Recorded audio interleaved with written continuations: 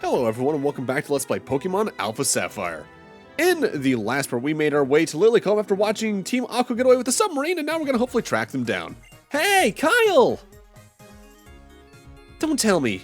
Are you here for the shopping too, Kyle? We're right in front of the famous Lilycove department store after all. When I saw you, I figured maybe you'd come here to do some shopping, same as me. I'm afraid I already bought up tons of stuff, like Pokemon dolls and posters and... But that's not all I've been doing, of course. I've also got tons of different Pokemon, and I've been raising them well, too. Really? You doubt me? Harsh. I think the bigger question here is whether you're raising your Pokemon right, not me. So that settles it. Let's have a battle. Let's test my team and see how they stack up against your passion for Pokemon, Kyle. Our next round against May is here, and notably she's seen a notable upgrade here compared to the original Gen 3. She has 4 Pokemon this time around. She's going to open up pretty much universally with her Swellow. Guts for its ability, Double Team, Aerial Ace, Quick Guard, and Agility. As with the prior fights though, the rest of her Pokemon depend on what you actively chose as a starter, because she likes to have a Fire, Grass, and Water type all in one. If you chose either of the starters that isn't Trico, she's going to have a Magcargo on her team. Magnum Armor for its ability, Flame Burst, Rock Slide, Lava Plume, and Amnesia. That one's not too bad to deal with. If you chose either of the 2 starters that aren't Mudkip, she's going to have a Breloom.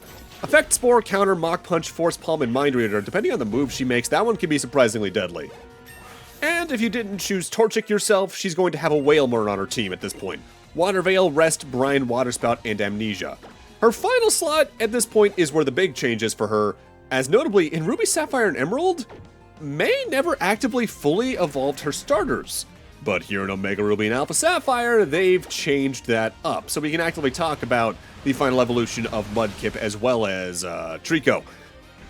To start off, let's talk about the Pokemon she's going to throw out right about now, her Swampert. Swampert, as we've talked about briefly with the Mega Evolution, is a Water Ground type, so it's 4 times weak to Grass, and that's it, but it's immune to Electric. Swampert has a really good physical attack stat, and it's decently tanky on top of that. With that said, I do prefer the Trico and Torchic lines on the whole, as they have a little more speed to help back things up on top of that. But Swampert, for its typing, is really usable and still really good. Her Swampert in specific has Mud Bomb, Rock Slide, Protect, and Muddy Water with Torn for its ability. Protect can be annoying in some cases, but a single Grass attack is usually enough to take down that Pokemon pretty quickly.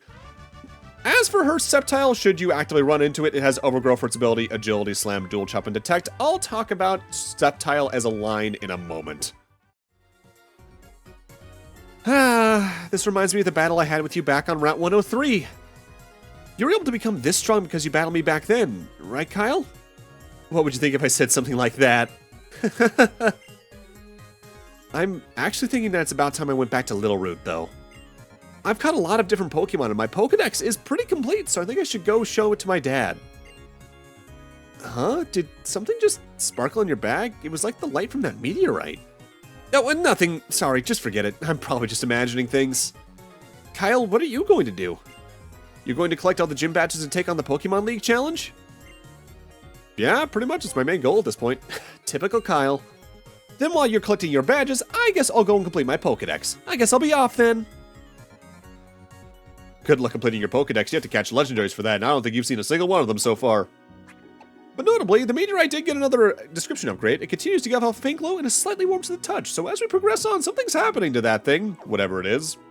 But yeah, to talk about Sceptile briefly, pure Grass type unlike its Mega Evolution that we already talked about, so it's weak to Flying, Poison, Bug, Fire, and Ice off the top of my head. Sceptile's got really good special attack and is really fast, which... in that regard, it was technically stronger back in Gen 3 when Leaf Blade was its signature ability, but it's still a perfectly usable and really good starter. It's probably my favorite Grass-type starter on the whole, thinking about it. For now, though, it's time to talk about the Lilycove department store. We've seen one of these in both Johto and Kanto up to this point, and there's a whole lot of things you can buy here. The first thing, though, here on the first floor, you can actively run a lottery where it compares the trainer ID of the Pokemon in your party against a randomly generated number per day, starting from the rightmost digit moving left. Depending on how many digits match, you get various items. If just the last digit matches, you get a Moo Moo Milk. If 2 of the digits match, PP up. In Ruby Sapphire Emerald, you can actually get an extra experience share if 3 digits matched. But here in Omega Ruby Alpha Sapphire, it's a PP max. If you get 4 digits matching, you get a rare candy. And if you get all 5 somehow, as rare as that is, you get one of the only other ways to get a Master Ball outside of the usual one you usually get in some form of plot event. The second floor is your pretty standard Pokemart. It's the fill-in for that for this specific town. Pokeballs, standard potion lines, all that. Though the left cashier can also sell you Fluffy Tails, Pokedolls, and Poketoys should you want to use any of them. The third floor here is a combination of in-battle use items and EV items. If you want to buy any of the vitamins like proteins or irons, you go to the left cashier. And if you go to the right cashier, you can get like the X speeds and all that. This is one that can be useful, but also there's enough ways to boost your stats and EVs up through super training where you don't necessarily need it, but it can help speed things up. The fourth floor is a TM store. The top cashier will sell things like Hyper Beam and Giga Impact, which are decently powerful. In fact, I do pick up Giga Impact to teach to Boomba relatively shortly. But it also is where you can buy the high power, low accuracy moves like Blizzard, Thunder, and Fire Blast. I go back and forth on whether or not I use these on a playthrough. I still think they're really good. It's just a matter of whether or not you actively get lucky enough for the accuracy. But at least there's ways to help boost that, like using Rain to, I think, make Thunder a 100% accuracy move. The bottom cashier, on the other hand, sells defensive moves like Protect and all that, which I do think I eventually buy those TMs just to have them, but I don't necessarily need them. The fifth floor is one that is very hit or miss depending on what you're doing, as it also has the most cashiers you can buy stuff from. Everything you can buy here is for secret bases. One person sells a bunch of cushions, another person sells some posters for walls, one sells some mats to put on the floor, another sells Pokemon dolls that you can just place on the ground. They're decently cheap, and hey, if you want to do some cute things with your secret base, you can do some pretty quick stuff with these. But since I'm not really messing with secret bases in this playthrough, as I briefly touched on before, I'm more just showcasing this just to showcase it. The sixth and final floor of the Lilycove department store is the rooftop. There are 2 things of note about the rooftop. For one thing, there's a vending machine there where you can actively buy lemonades for the good price. So if you're trying to get some good healing items for cheap, buy as many lemonades as you can here. They'll carry you through a good chunk of the game, honestly. But also, there's a clearance sale. This isn't here every day. This is only here on Saturdays, but you can get some more secret base items here that are harder to find. Notably, in Ruby Sapphire Emerald, the clearance sale was a thing, but it didn't show up until after you finished the main campaign. I don't get why, honestly. It's not like it would really be helpful, but I guess it's a reward for beating the game at the end of the day. Also, there's the Hoenn Rangers thing here. This is a little background mini plot line where there's a Super Sentai show for Hoenn specifically that is not doing great because contest spectaculars are just dominating it in the ratings on TV, which is honestly kind of funny and a cute little detail. If anything, I'm kind of surprised in retrospect they didn't do anything with standees like that in Scarlet Violet and have them be based off of, like, Low Kicks being a Kamen Rider or something like that, given how clearly that's based off that, let alone Bisharp for that matter. Next up, let's take a look at the Lilycove Museum. This place only served one very small purpose in Ruby Sapphire Emerald tied to Pokemon contests, and while they simplified how that worked, it is still a thing here in Omega Ruby and Alpha Sapphire. But there's also now a merchant here you can buy paintings for your secret base for at a pretty steep 1,000 Poke per. But I actively really like the visual overhaul they gave this place, making a lot more unique paintings that are tied into where the series was at this point in time. I especially like this one of Arceus right here.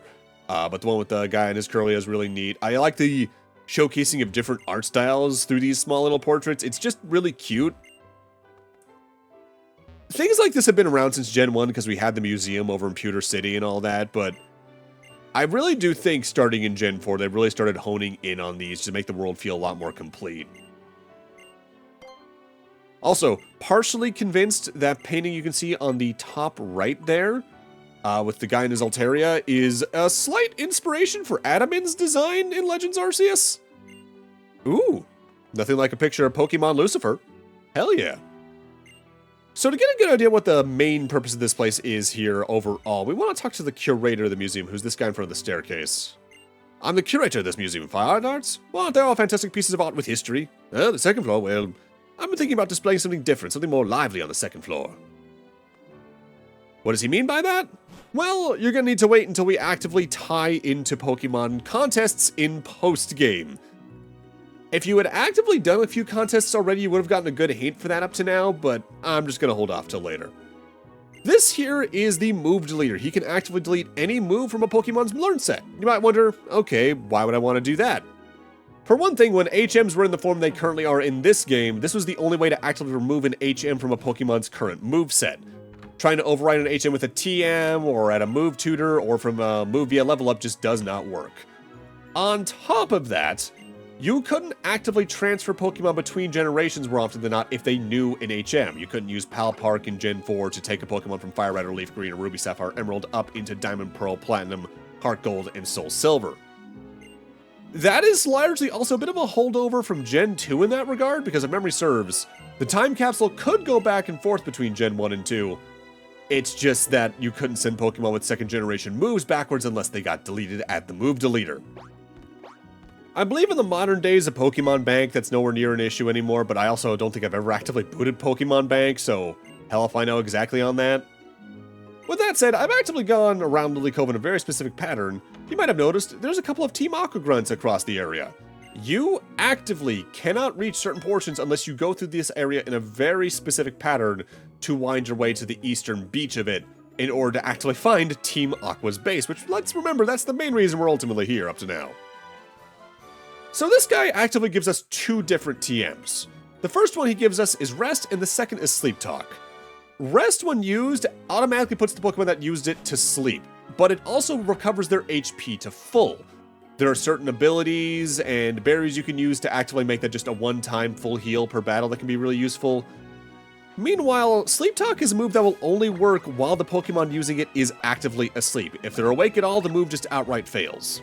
What it actively does is that it randomly selects an opponent, as well as one of the other three moves in its learn set, and will just use them while it's asleep. This can include Rest itself, and that will make for another full heal, but it'll also reset the sleep counter. There are strategies that use Sleep Talk to interesting effects and all that, but I think it's a little too random and haphazard for my tastes. I'd rather, if I was going to use Sleep, use it to do things like Dream Meter and all that, as while it's less HP healed per use, it's a lot more reliable in how it goes off, in my experience. Especially given at that point, you would have upwards of 2 or 3 of your Pokemon's learn set slots actively just applied to that one strategy. Like, I think the big thing would probably be Rest, Sleep Talk, and Snore, and then some random other move, probably something that's decently effective against a lot of Pokemon, like Giga Impact or all that. Not to my tastes. There, Wamble, now leap out of the water and turn. Huh? What do you want? You're messing up our training, so can you, get lost? Well, we found Team Aqua, and they're blockading the way east of Lilycove on the water with Wailmer, so it's time for us to head north and actively find their base, but worth noting there is also one last item hidden right here. I'm assuming a Team Aqua member dropped that when they were on the way back from their lunch break. So, the Team Aqua, or Team Magma base as it is over in Omega Ruby, is a bit of an interesting dungeon. Worth noting, in the Team Magma hideout, you're actively playing this area completely opposite to how we're going to be doing here, and I don't mean like you're going through it backwards. It's literally mirrored like it's Twilight Princess GameCube versus Wii. This area is a giant teleport maze. You step on a green panel like that, you get teleported to a set location elsewhere in the area, figure your way out to one of the 2 major endpoints.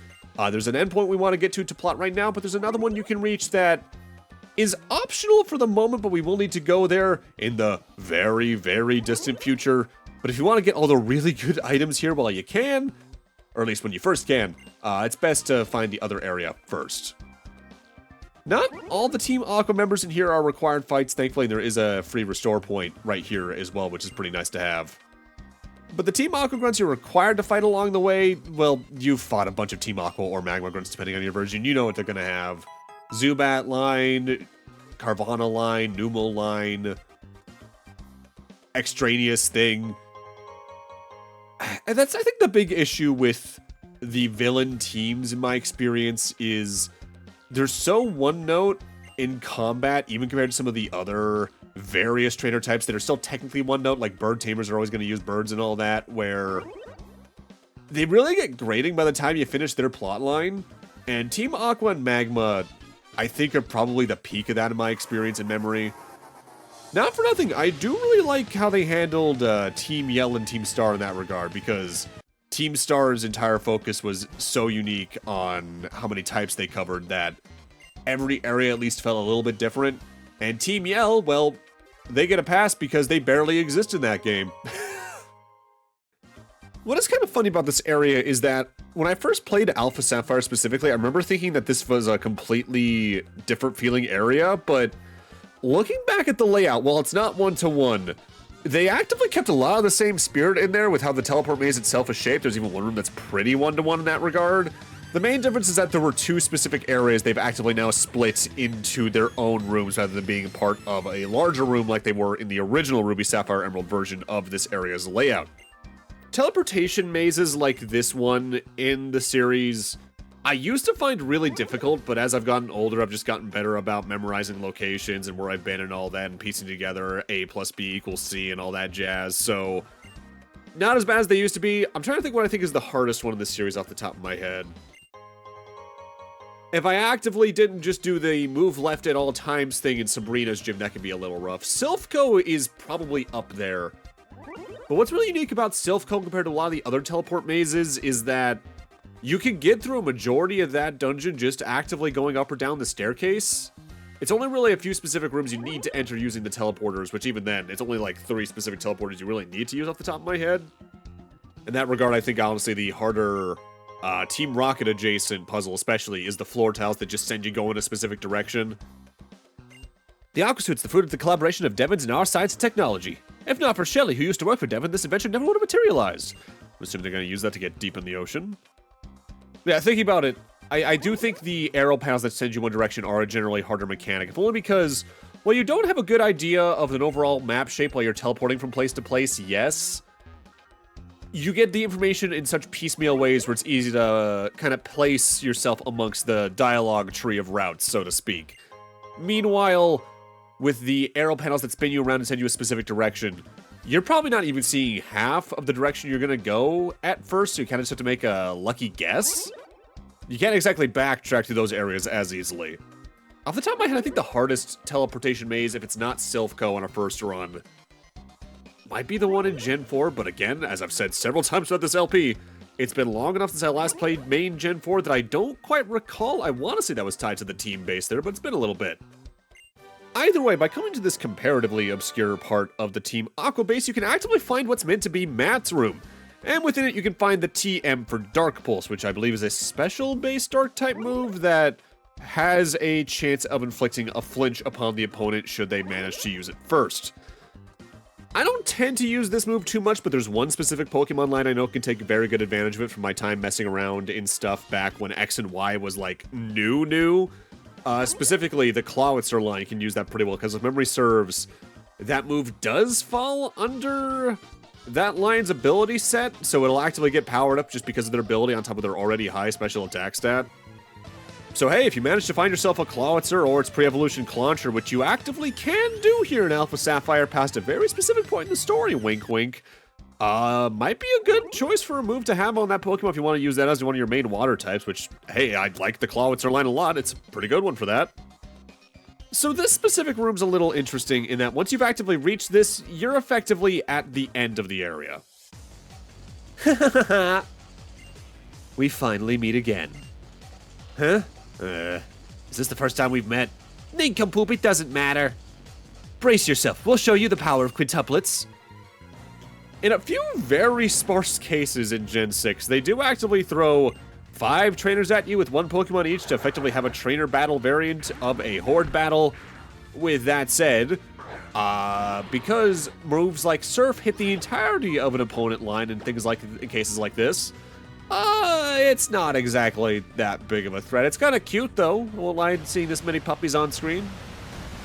Too bad I just drowned them. That got morbid fast.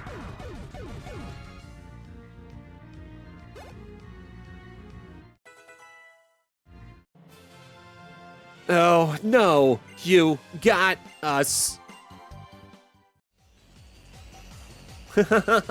We lost. It's odd. I can't believe the 5 of us couldn't defeat just 1 trainer. Did you cheat?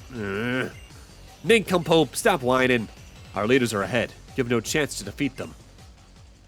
I mean, I've done pretty good on that up to this point, so I think I'm doing pretty good.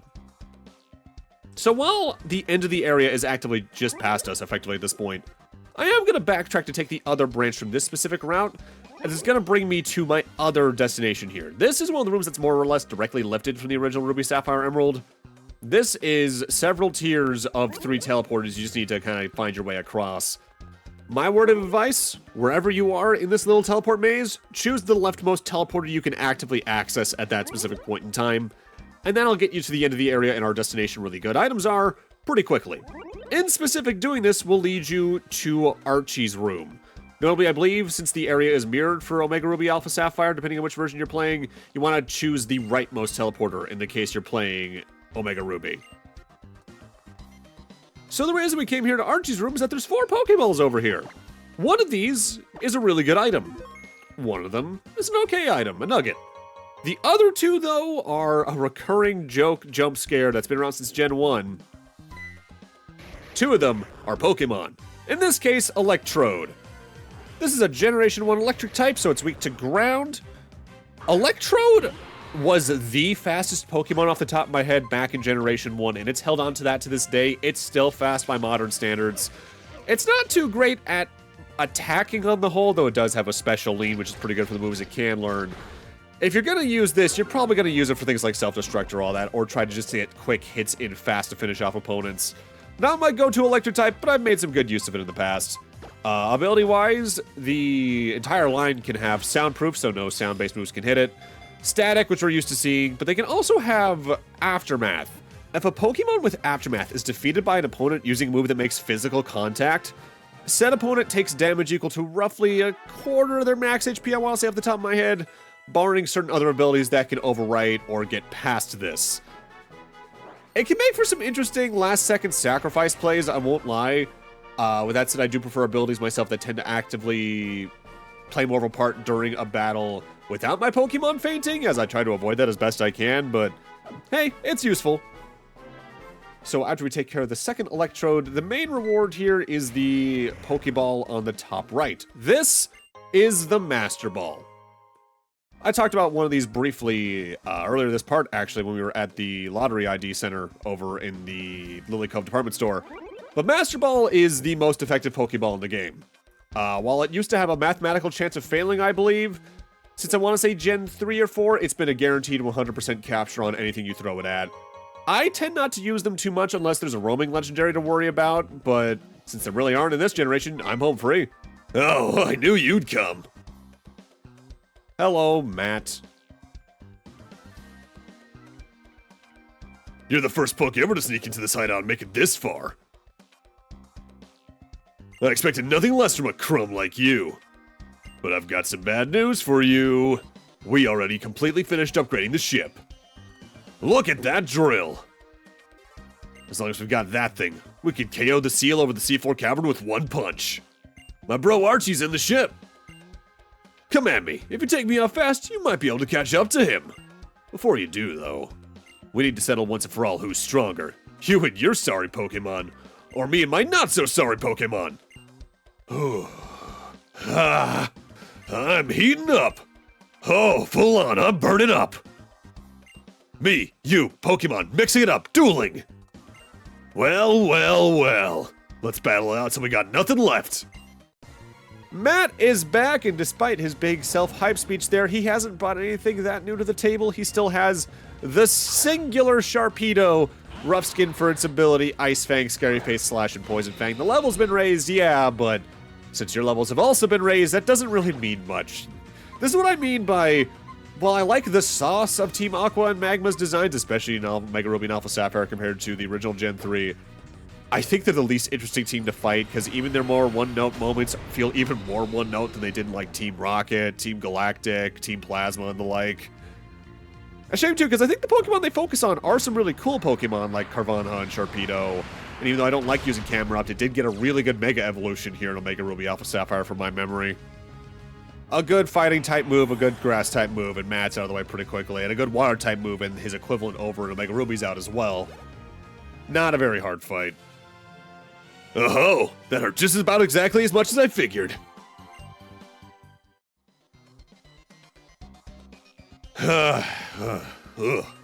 Bro, it's all on you now.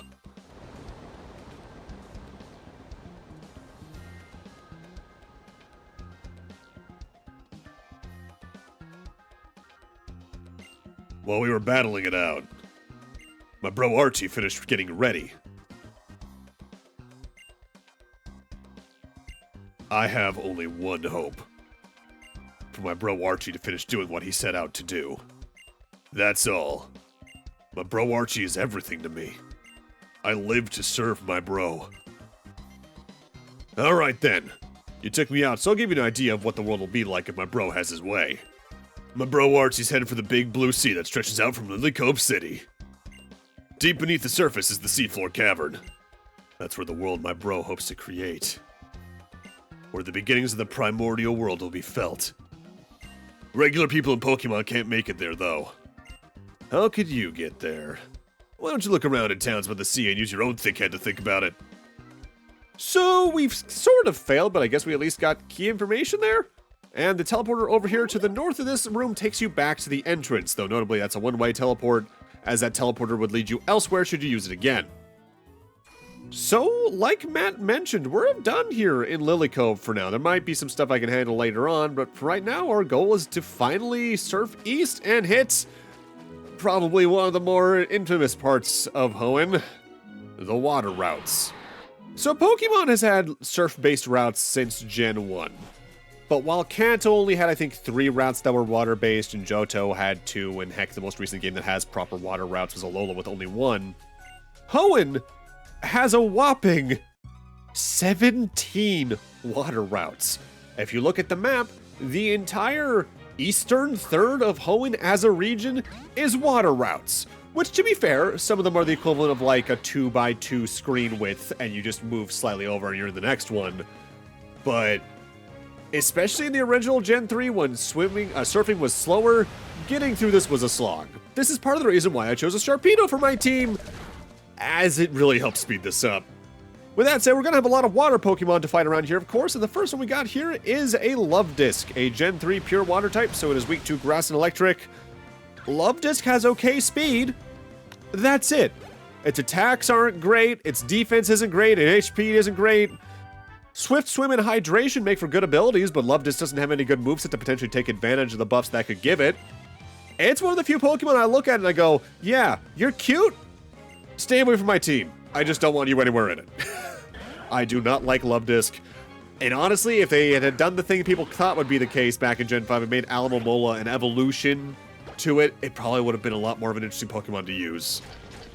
Immediately next up, though, we got our next new Pokemon. This is Celio, a Gen 3 Ice Water type that not only is actually the second stage of this Pokemon line and evolves at level 32 from Spiel that we saw earlier in the LP. Being Ice Water type, it's weak to fighting, rock, grass, and electric. Celio's got a good HP stat and is an okay attacker on the whole, especially on the special attack end, but if you're using a Spiel, you're largely using it so you can reach its final stage and get a really good HP-based tank with some good stats. They get a lot of trainers in really quick in these routes, so it's pretty easy to gain some levels here, but worth noting I am taking a moment to grab as many items as I can along the way, but there's several items in these routes I actively can't grab until later for reasons. Next up, though, our next new Pokemon is the Generation 1 Tentacruel, which evolves from Tentacool at level 30. Water poison type, so it's weak to ground, electric, and psychic. Tentacruel, for as early as you can potentially get one, has an incredible special defense and speed stat.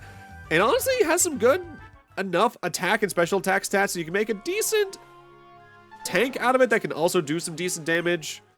Not my go-to water type, but it's one I've used to good effect several times.